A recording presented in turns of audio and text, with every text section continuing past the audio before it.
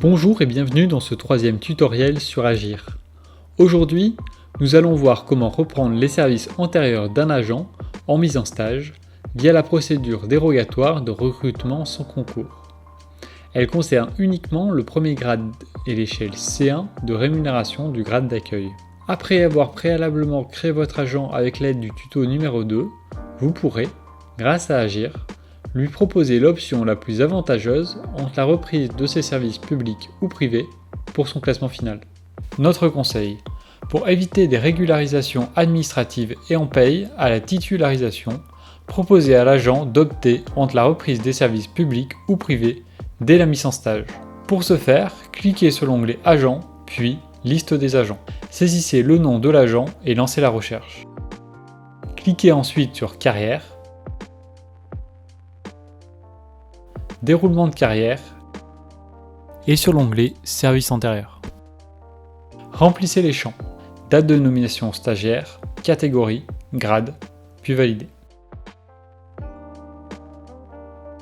Vous entrez alors dans l'interface vous permettant de rentrer les services publics ou privés. Dans un premier temps, si l'agent a effectué son service militaire ou civique, rentrez les dates de début et fin, puis cliquez sur Calcul. Attention à ne pas confondre le service militaire avec les services effectués en tant que militaire, qui eux sont considérés comme étant des services publics. Vous apercevrez en dessous 3 bandeaux. Le premier correspondant au service public effectué par l'agent ou ancien fonctionnaire ou ancien militaire. Le second correspondant au service accompli en tant que salarié privé ou associatif. Le troisième correspondant aux activités professionnelles au titre desquelles a été présenté le troisième concours. En fonction des activités effectuées par l'agent, vous ajouterez autant de périodes que besoin, et ce pour chaque rubrique, si votre agent est concerné par chacune. Il n'existe pas de liste exhaustive des documents recevables pour vérifier les services effectués. Ceux-ci peuvent être des contrats, des fiches de paie ou encore des chèques emploi-service. En cliquant sur Ajouter une période, une liste déroulante apparaît. Vous devez renseigner les informations demandées. Date de début, date de fin, grade, etc. Coefficient d'emploi. Par défaut, le coefficient d'emploi indique 1, ce qui correspond à du temps plein. Vous devez impérativement modifier ce coefficient en fonction du temps de travail réellement effectué par l'agent. Aussi, vous devez effectuer un ratio temps plein-temps non complet en fonction du temps de travail légal en vigueur. Exemple, en 2015, un agent travaille 18 heures par semaine. Il convient alors de diviser 18 par le temps légal en vigueur en 2015, soit 18 divisé par 35 est égal à 0,51. Ce chiffre est à saisir à la place de 1 dans le coefficient d'emploi. Voici un tableau des historiques du temps de travail pour vous aider. Puis, cliquez sur Valider.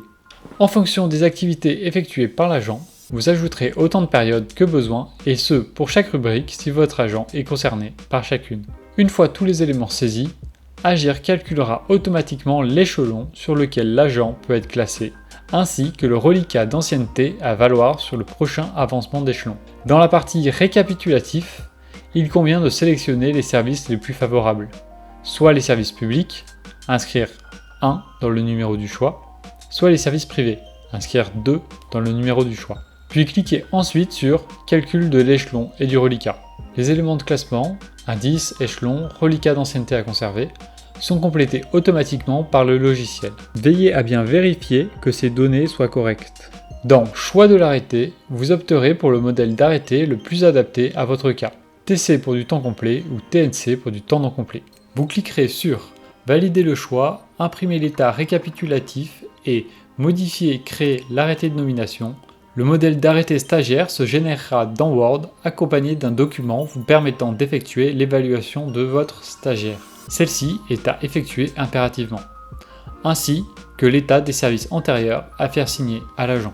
Si l'agent travaillait en tant que contractuel dans votre collectivité avant de se voir proposer la mise en stage, et que celui-ci disposait d'un indice supérieur à son classement en tant que fonctionnaire, alors il est possible de lui maintenir son indice à titre personnel dans 2 conditions. L'agent doit avoir obligatoirement opté pour les services publics. L'indice maintenu ne doit pas être supérieur à l'indice final de sa grille de rémunération. Une fois l'arrêté signé, merci de le déposer sur le portail collectivité dans la rubrique Dépôt des actes. Merci d'avoir suivi ce tuto et à la prochaine.